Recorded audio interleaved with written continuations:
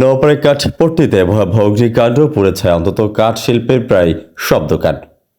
যশোরের অভয়নগর উপজেলার নওপাড়া কাঠপট্টিতে ভয়াবহ অগ্নিকাণ্ডের ঘটনা ঘটেছে।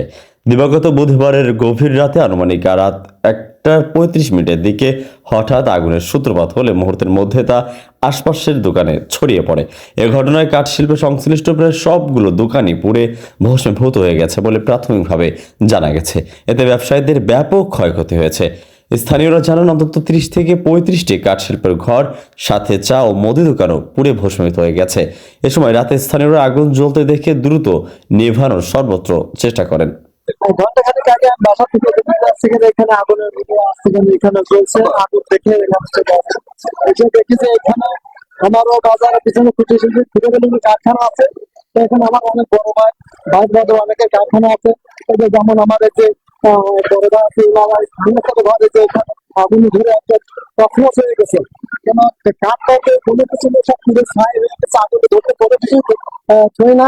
তাই এটা বাস্তবে দেখলাম, দ্রুত ছুটে আসলাম, এসে দেখি আগুন ভয়াবহ রূপ ধারণ করেছে। আমি আসার পরপরই ফায়ার সার্ভিস এসে তারাও সর্বোচ্চ চেষ্টা করেছে, কিন্তু এখানে যেহেতু কাঠগুলা এবং অনেক হিউজ কাঠ এর মধ্যে জমা এবং অনেক মেশিন পত্র আছে কাঠ করার, প্রসেসিং করার, এবং পিড়ে বেলুনের ব্যবসা আছে, যেখানে লাখ লাখ দেওয়া থাকে।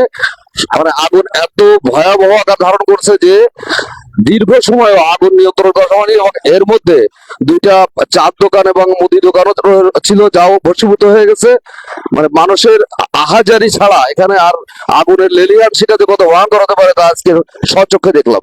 এখানে 3.5 লক্ষ টাকার উপরে কাঠ এখানে এখনো আছে, দেখা সব পুরো সব ছাই হয়ে যাচ্ছে দেখতেছি আমি।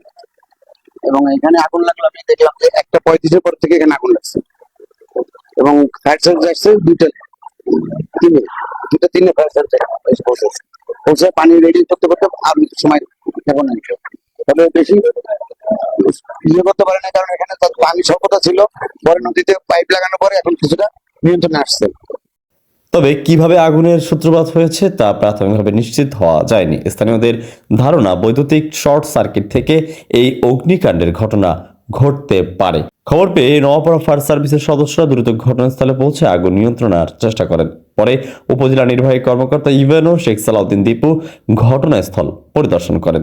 এ ঘটনায় ক্ষয়ক্ষতির পরিমাণ নিরূপণে সংশ্লিষ্ট কর্তৃপক্ষ কাজ করছে। শেখ আলী আকবর, গাংচিল টিভি ডেস্ক রিপোর্ট।